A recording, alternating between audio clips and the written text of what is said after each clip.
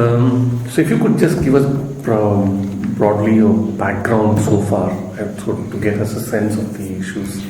So I was initially I was a journalist, but I was not related to health journalism. I was doing art and culture journalism, and I have been writing on various issues related to communication, personal skills, and various political issues. After that, I switched on to academic administration, and then initial years with the Indian Institute of Forest Management as academic administrator. After that, I switched over to Manalal Chaturvedi National University of Journalism and Mass Communication, where my primary job was to handle the academic administration. But since this was a journalism and mass communication university, I was also associated with teaching in various courses. And my basic background is, my basic post-graduation is in history, and then I did my PhD in the history of journalism. So that is how I have been doing.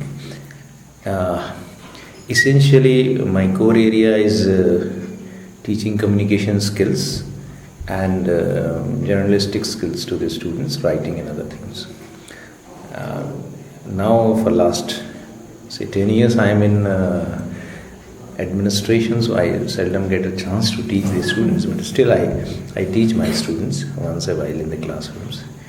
And of course, I take classes for the senior officials like IAS, IPS professionals, deputy collectors and others. So that is how I am associated. So you've been involved in media in various ways, essentially as a journalist to begin with, an administrator, and also your research on the history of journalism. So how have you seen journalism itself evolving over the last few years? Yeah, it is very interesting to see journalism not only evolving, changing its facade also. When I started doing this, it was not very late, maybe in the 80s. In the 80s, I started doing journalism. But even at that time, the technology was different, so the need was different, and we did not have the emergence of television as such. After that, television emerged. When we were in journalism initially, radio was also having a certain role to play in the media. But then their era came when television emerged and radio went on dying. It went on dying. But there was no emergence of social media and FM radios. But it was basically the technology which has changed the face of journalism. After the emergence of television, that is visual media, even the print media tended to become more and more visual. So the thought evaporated from the print media, which was the basic job of print media. Because initially we had almost 40 to 60% share of thoughts versus news in the newspapers. But gradually over the years, what we are seeing is that thought is limiting to maybe just 10 to 15%. In fact, you would see most of the prominent newspapers hardly giving any space for their editorial writings. Some of the newspapers, in fact, shifted their place of editorial, which was the place meant for editorials. But most of the newspapers just experimented with the place of newspapers. Some prominent media tycoons even gave the statements, "Who cares about newspaper editorials?" And I don't want to quote the names, but we know the names. And we sell newspaper like a toothpaste. We sell newspaper like toothpaste, they said. And so that is how the basic job of print media, of course, was somehow limited to only creating advertisements and sensations, and become a supplement to the television, that is visual media. And another thing which has emerged is that the sense of giving information also declined, and sense of creating sensation emerged. So the media wanted to become more and more sensational in the process. That was also another feature. Has that got to do with the commercial interest? Sure, because commercial interest was overpowering media, and gradually I was coming to that also. Next important issue is that the change of pattern in media ownership. Earlier, media was owned by people who were basically journalists or who were oriented towards journalism. And even if they were doing some business, it was a side thing. It was the secondary thing or third thing or fourth thing. But their main aim was to be the newspaper organization or the television organization. Gradually, what we have seen, because the media emerged as a power, and because gradually it was realized that media is not only the watchdog, it also has certain sense of overpowering impact over the other three poles of the democracy. Other players also just chipped in, and people who had nothing to do with journalism, they were engaged in other business deals, switched over to journalism just as a passport, as a tool to be closer to the power. I'll give you an instance. Like if somebody wants to just take an appointment with the chief minister as chairman or managing director of some XYZ organization, he or she may not get an easy appointment with the chief minister, but chief editor of XYZ media house would immediately get an appointment. So what happened? The role of editor gradually was limited to certain things, and these media barons, who were in fact the business barons, emerged as pseudo media professionals in the field. That has changed the commercial angle of the media. So what we see today is the amount of advertisement either in television or in newspapers, or we have seen new terms like editorial, impact features, which were never emerged. We cannot imagine a term like editorial, say 20 years back. It is a new phenomenon. Impact feature, it is a new phenomenon. I mean, people who studied journalism 20 years back might not have even come to know about this terminology. So that has entirely changed. Plus the technology, as now we see that your access to information and access to news is very easy and very handy. So technology has changed the basic nature of gathering the news. Now media organizations are switching over to different kind of things. Like we see television. Earlier we knew that 9 to 10 or 9 to 11 used to be the prime time for giving you the most important news. But today you switch over to any news channel, and every newspaper between 9 to 10 has its own exclusive story.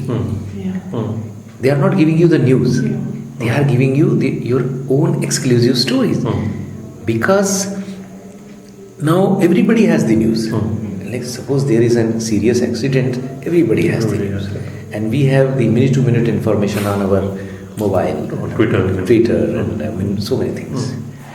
So now thing has emerged that the prime time concept has also evaporated. Likewise, headline concept has also evaporated. Now each and every newspaper has its own headline. It draws me back to the Alvin Toffler's famous term, demassification of media. And I relate to that only. That gentleman predicted this 20 years back. That there would be a demassification theory, demassification of society, which we have seen already. I mean, within the house also we have poles apart, people living in the same house. That is the demassification of the society, and demassification of media. Like in the initial years, an ordinary Indian middle class used to have only one set of television, that too in the drawing room. What demassification has done is now everybody has its own television, and everybody has a special channel to look at it. So that thing has changed. So, I mean, the entire scenario has, in fact, changed. There are sea changes in media. So it's not the media which was there in 25 years back. Terminology has changed, psychology has changed, philosophy has changed. And our aim has also changed. Only ray of hope is that if values remain the same, why one wants to become journalist or why one wants to give you a news, that is the basic value system. If this remains unchanged, then we have ray of hope in the future. Otherwise things are... But is that remaining unchanged is what I was going to ask you. It's you see, even today, like I am heading this institution for last 10 years. Even before that, I mean, media education, I mean, it's almost 25 years I am in media education, and I am seeing students coming to this media institutions.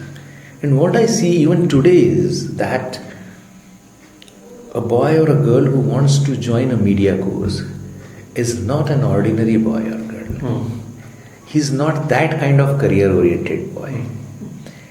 And when I interact with the students and I tell them, you may not be very good at physics, you may not get 100 out of 100 in mathematics, but I know you have certain factor which makes you different than other people.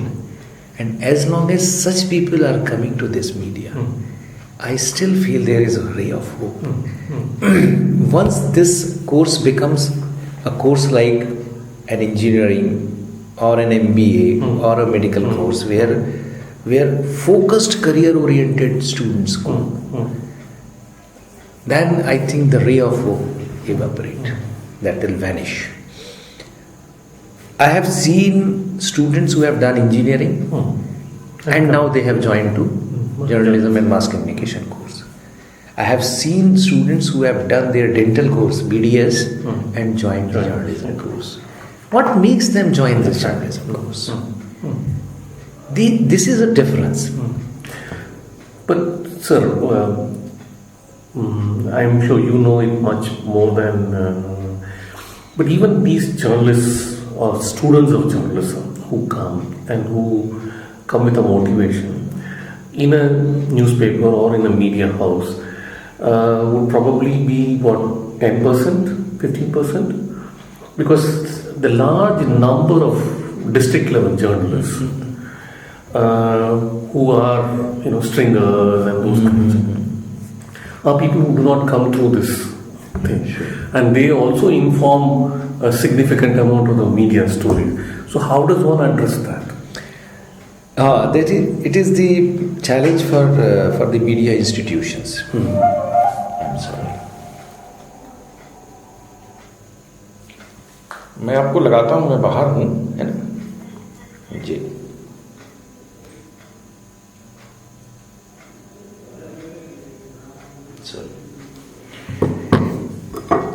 You see, what has happened is that over the years, although journalism has emerged, but media education as a specialized stream could not get the kind of respect it should have got.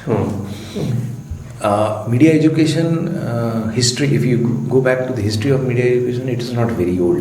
It's not very old.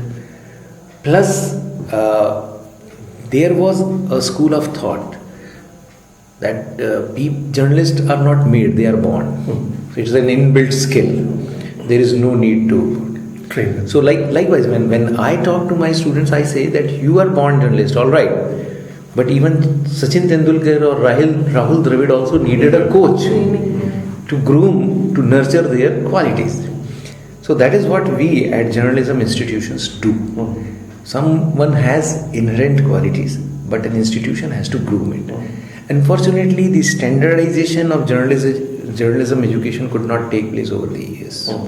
There is a difference between degrees, nomenclature of degrees, pattern of degrees and diplomas, periodicity, course and curriculum, different kind of institutions providing degrees, and finally the media organizations, which is predominantly a private sector, says why should I take a Master of Journalism student when I get an ordinary MA for a lesser price, lesser salary? So he won't take unless he is compelled. Like you cannot ask somebody to treat a patient unless he has an MBBS degree, but you can always depute a journalism who does not have qualification in journalism, and that is why the debacles happen, which we see.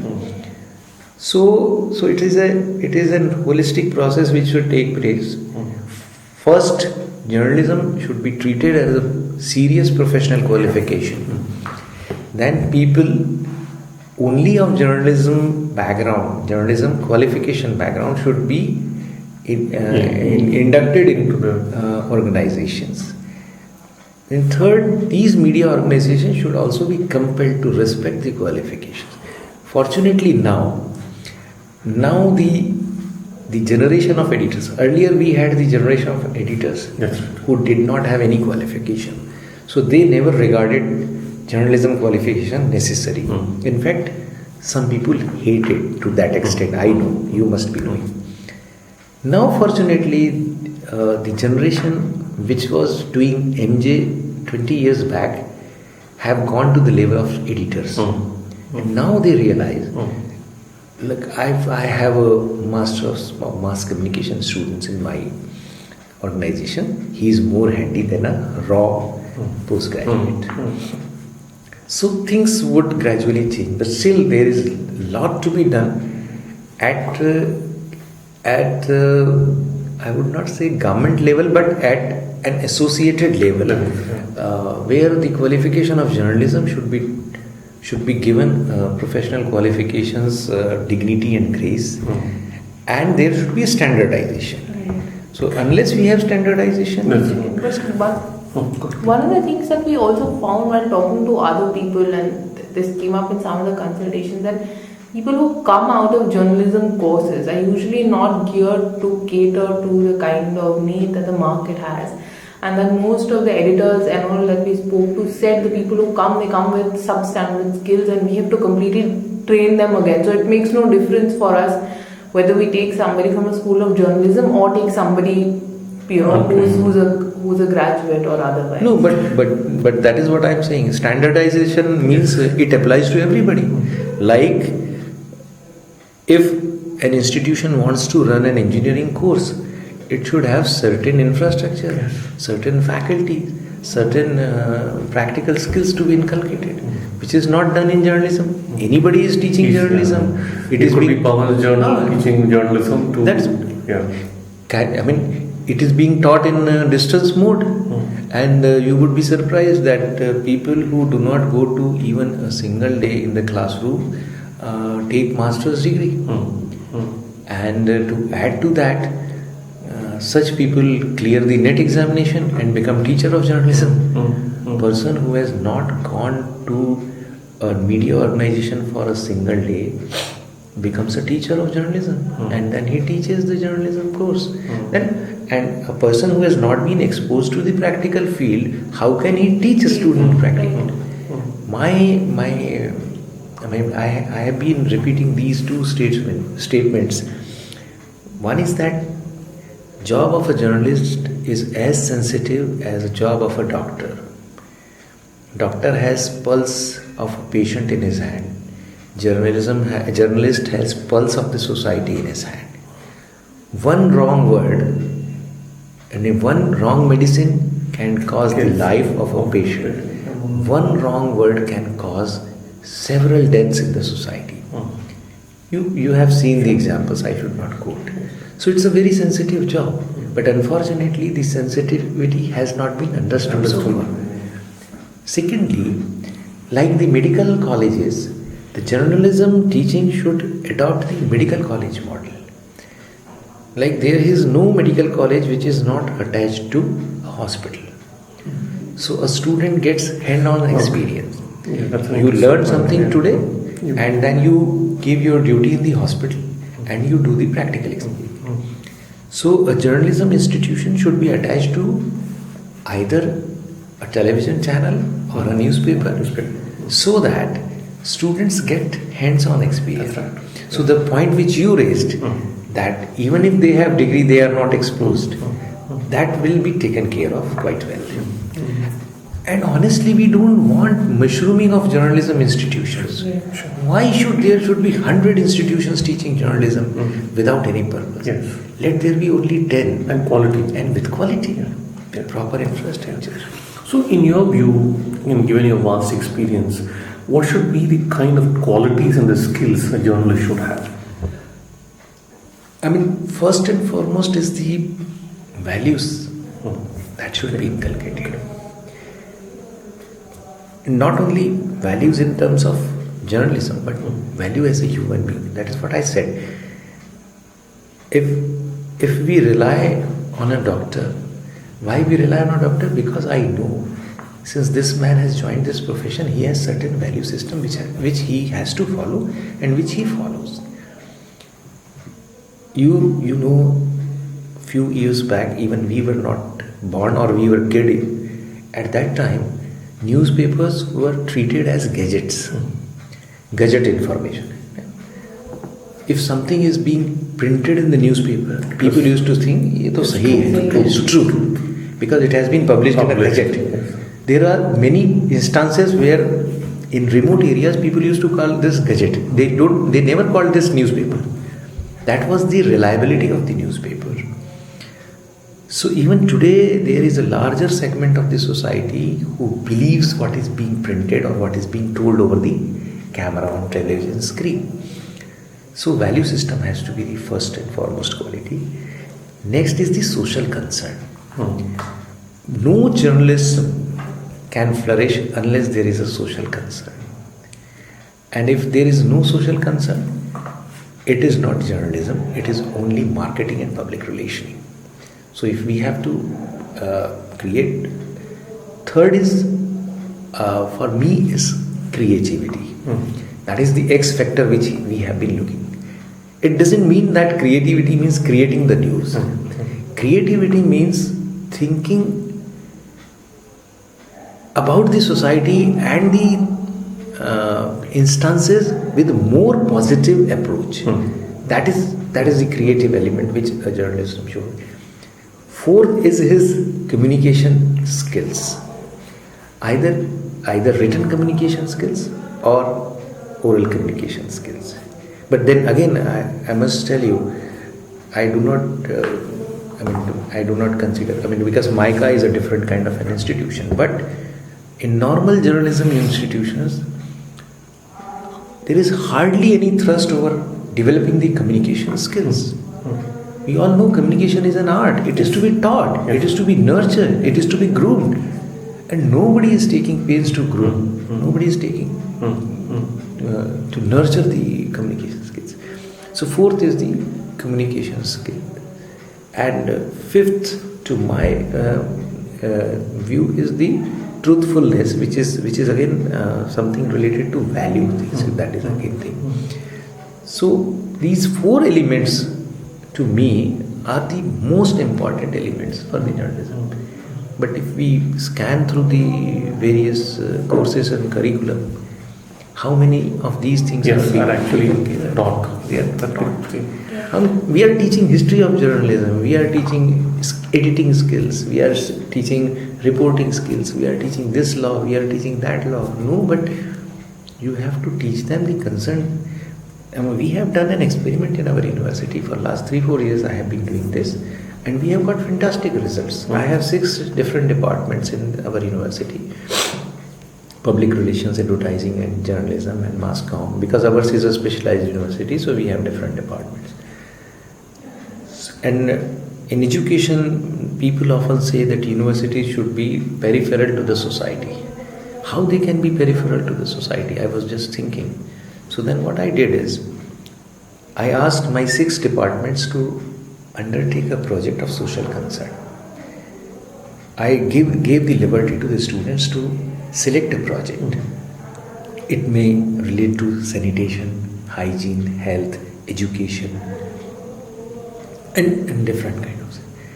And I asked them to do a complete project for over the years. We would not give you any funds.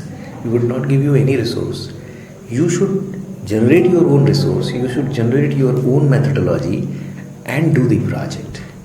And by the end of the year, I asked my 6 departments to give a presentation over the project, what they did.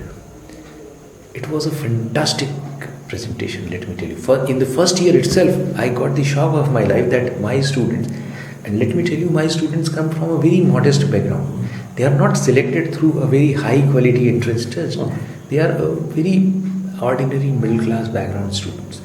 But the kind of enthusiasm it has generated was spectacular.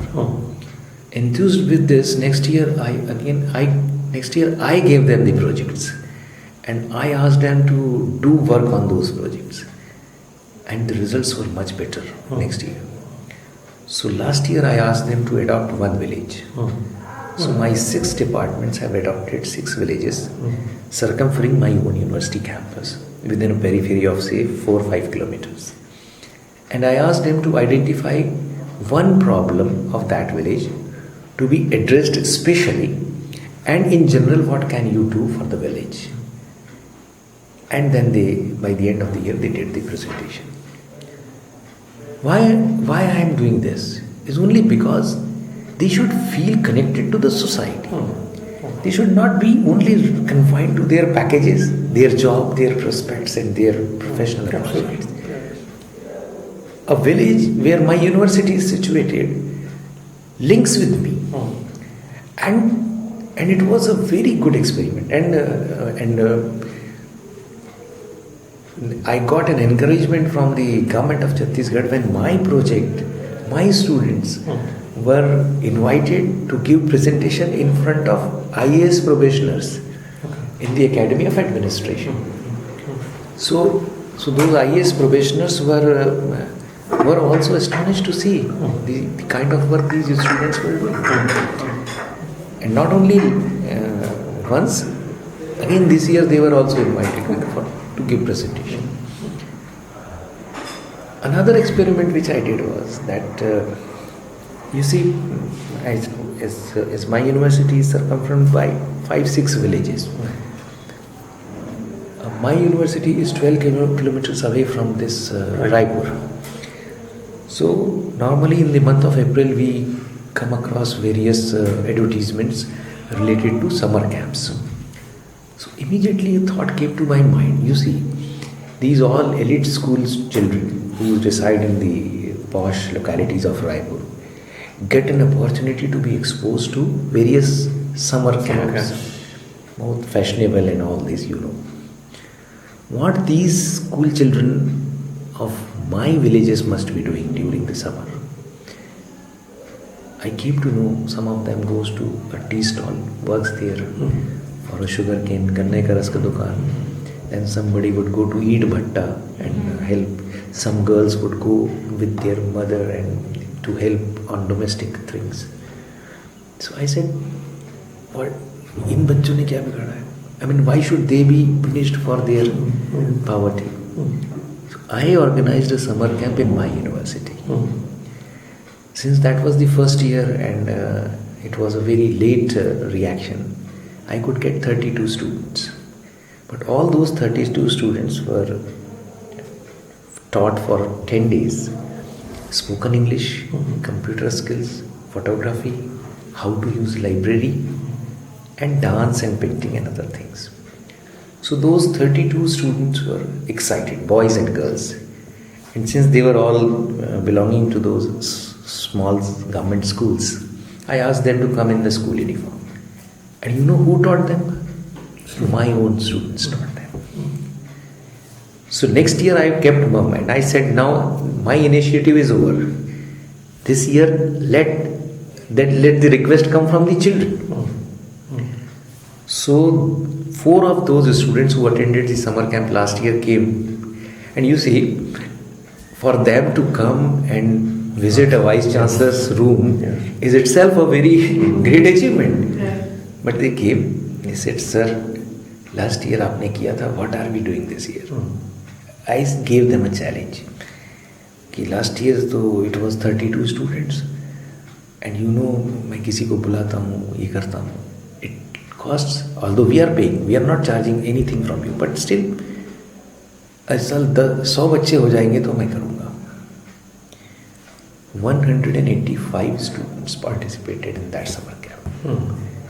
And it was 15 days long summer camp. All of them disciplined.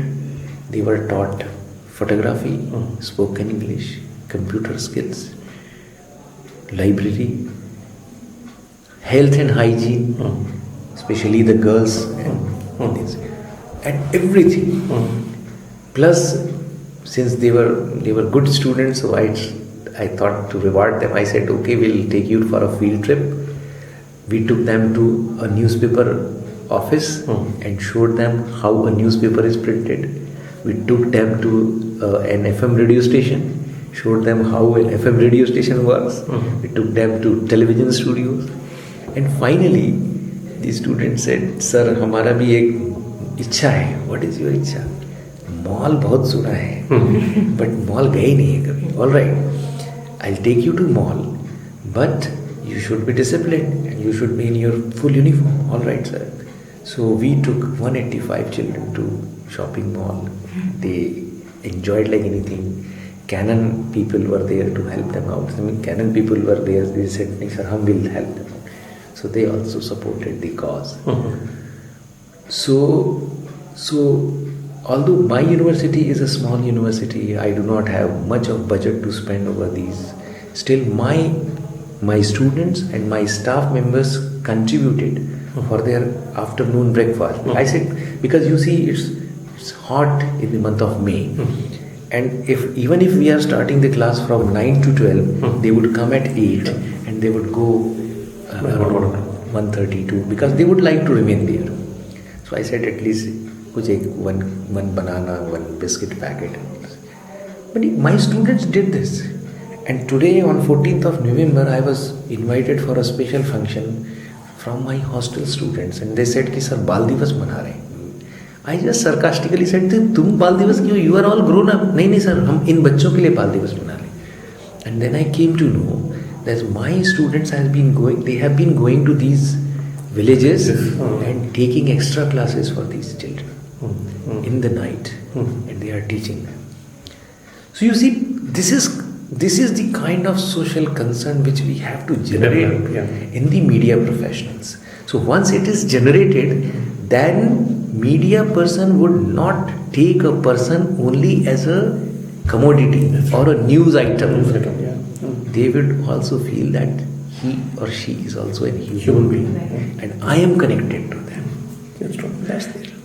So, journalists who are trained by you or by any other academic institutions of journalism come from a background. Say you come from history, and somebody could be a library science or an engineer.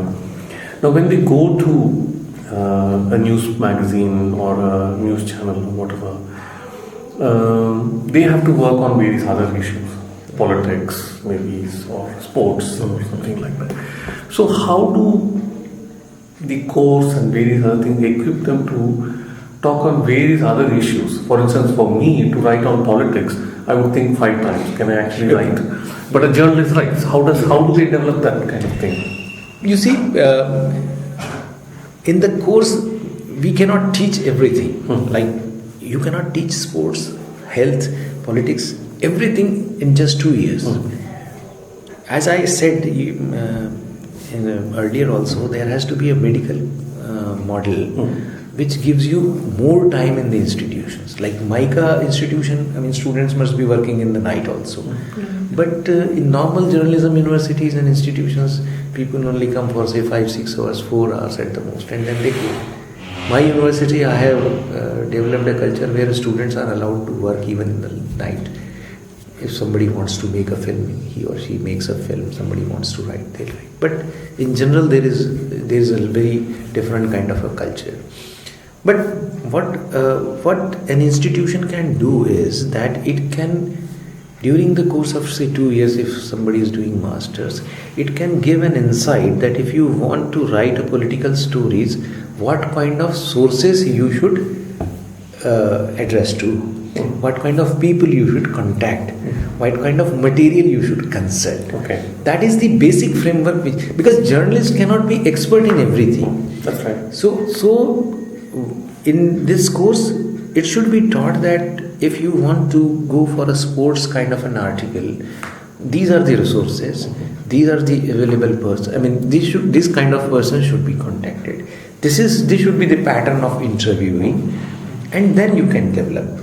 And after, say, because in India it is a different kind of an atmosphere for journalists. In Western countries, you have specialists of everything. I mean, I came across an example where one gentleman was interviewing, asking other people that, what are you doing? He said, I am an expert in betting in the football matches. I am not a football expert. I am expert of betting in the football match. And that kind of micro specialization is not available in our country. I mean, our reporter does sports and culture and political reporting in one single day. Is that a good thing or not a good thing? Specialization? No, specialization has to be there. And gradually you would see that in years to come, as years go by, someone gets his kind of an inclination. I mean, he may be writing different kind of stories, but his basic thrust would be on a particular kind of a subject. Like, I mean, you see Hindu newspaper. So you know that if this kind of subject is there, you know who are the writers. But in that sense, there are also these prominent kinds of things that people write on that gives them, say for instance, if I was writing on politics, it would give me more scope, more chance within the same thing, as opposed to if I was writing on, say, health or say social development or those kinds of. So that second-rate thing does happen within the kind of stream. So in that sense, then development streams take a back seat. Oh, that is the irony which we have to face. I'll give you an example. One of my students, in fact, who was awarded 2 years back by the state government and for his reporting on agricultural issues. I mean, there are very few who write on agriculture. Right. He has been writing, and in one function when I introduced him to somebody, he said he should be your Sainath, and I said this is the biggest compliment which you would get in your entire life.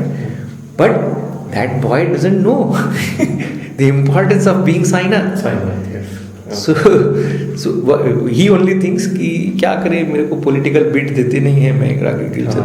But then I counseled him and I said there are very few people who write on agriculture, and these are all important issues. You must write because you have a knack. You know the things, intricacies. You are from a rural background. You know how farmers work. आप लिखिए. And he was awarded 2 years back. So it has to be, and everyone cannot be an expert in everything. Yeah, Sure, that's very plain simple. No.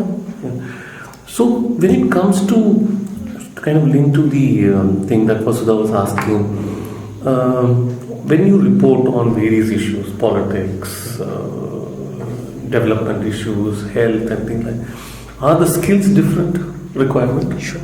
Like you see, take for instance health as an example. You have to decide what focus has to be there. Politics has a different kind of a focus. So skills are what should be the headline if I am writing a health article, and what should be the headline if I am writing a political article. So the angles are different, and so perception has to be different. And if my perception has to be different, I have a different kind of a skills to be attached. Particularly if I am doing a writing job. Like in politics, I have to be more idioms, more phrases to be used in politics. But that is what the jargon is in today's. But you can't use all those things in health journalism, because sometimes it would make disaster in my reporting. So that those skills have to be inculcated. That is, one is writing skills. One is the perceptional skill, because until unless I have background and I have perception for that thing, I'll not be a fit person for that. So those skills have to be nurtured. It's like that. Just how we can roll out the module. Yeah. One of the things, and I'm sure this will be discussed more tomorrow. Yes. But basically, the thing was this, that based on various work which has been done on media, not in India, of course, but in Australia, in UK, and various other things. One of the things that has come up is to look at the critical appraisal skills for a media journalist, and use of a critical appraisal when it comes to reporting on health. So there are various work that is going on, and Kannan will probably be talking more about it tomorrow and things like that. The idea is also that we develop actually a module on how journalists can be equipped with the critical appraisal skills. And if in that kind of a context, if a media module is developed, what would be the best way to get that across to school journalists and journalist students also? No, I frankly think that if I have to develop a health journalist, it has to be a different kind of course, maybe 4 months, 6 months course, apart from his basic knowledge as journalist. If I say I am going to teach him in a span of 2 years other skills, and along with that I make him a health journalist, it is not possible. Okay. So we have to have a different module, specially focused on health journalism. It may vary to 4 to 6 months. When you came, I was just thinking on that, because you see, you have to be a working journalist, a raw student of journalism who has not been exposed to the hard life situations of health issues, should not be unnecessarily pressurized with the issues in the initial stages. It's a very sensitive issue, and very delicately it should be handled.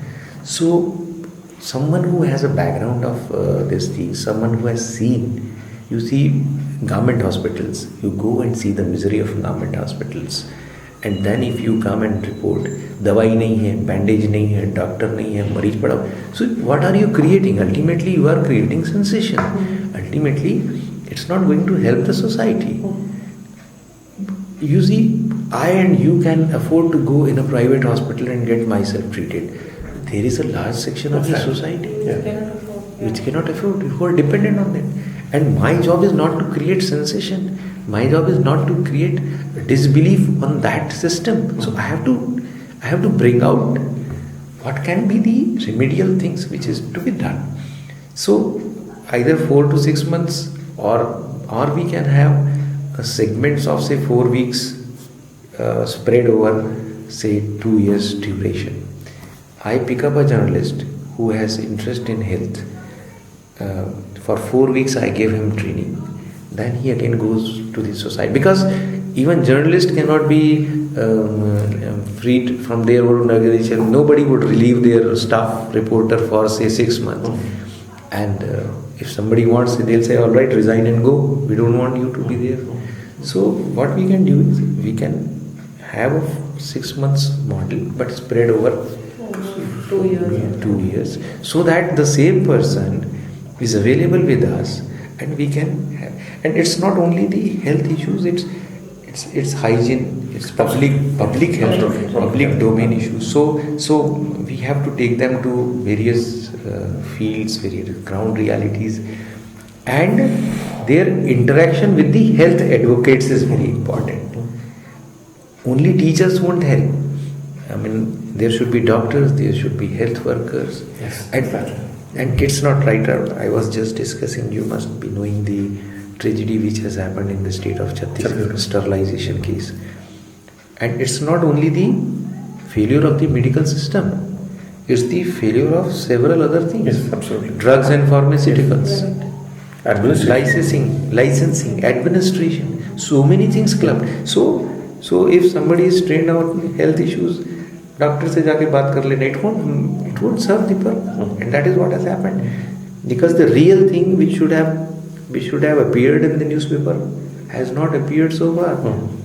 And it's a blame game. That's right. I'll put the blame on you, you put the blame on me. It's happening like that. That's right. So it has to be, that was the model which I was thinking. We can have 3 to 4 weeks module, then the person goes back to the organization, then comes back after 1 year, then again we trade. Yes. Right. So it gives them experience as well as learning. So learning experience has to be there. It's like that. One final, is there a very difference in the way journalism is practiced by the vernacular or the language newspaper and by the English newspaper in India? Sure, there is a difference. So what would that? There is, because their issues are different, and especially vernacular newspapers also, they are dealing with more local issues, whereas English newspapers are not dealing with that, with that quantum of local news. Again, I must not quote the newspaper, but one big newspaper, national newspaper, came to Raipur and started its edition. But the amount of news which it is giving is just half-page news. Okay, to the local news. It's a very big newspaper, and that too, when I discussed with the editor, he said, "Kya kare? I mean, we are forced to only cover this section," and they said that no, we don't want these local news to be covered. Vernacular, because English is still, it is a foreign language for many of people, and newspaper is a very much public medium. I mean, Indian readership survey, I don't know what it says today. It's still high. It's still high. 1:10 may not be there, but 1:5 at least is there. And since we have we have the liberty of reading 3-4 newspapers. Yes. In villages, one single newspaper is being read by everybody and discussed by everybody. Yeah. So the vernacular has to address those people also. Unfortunately, today even they are not doing that, and the satellite editions which have come restricted. So it has restricted the larger acceptability of a newspaper. But English newspapers have, particularly in smaller towns, still they have to get on with the pace of the things. But even the newspapers which are published from Raipur, say, like Hitwada, it is a prominent vernacular, regional English newspaper. It has been giving us the news more locally focused, and related to local issues. But still, a lot has to be done. It's not becoming the people's voice. People's voice.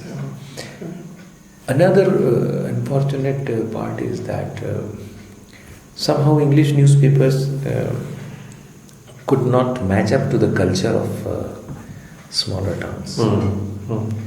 And the culture which they want to bring into these smaller towns is a different culture. So some towns accept and some towns don't accept, reject. So like Nagpur, people rejected a big national newspaper over Hitwada, and they said, you see, Hitwada is quite